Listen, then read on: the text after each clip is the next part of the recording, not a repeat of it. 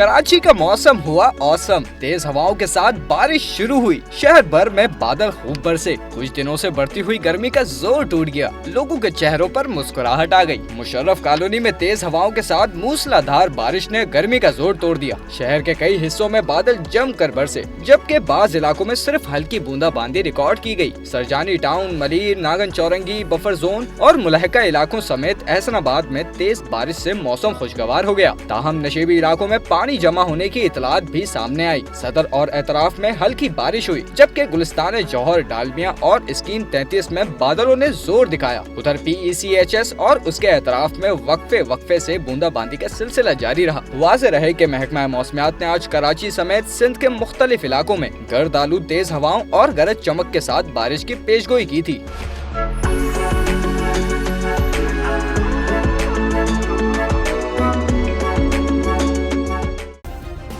Subscribe करें और bell दबाएं ताकि कोई खबर रह न जाए।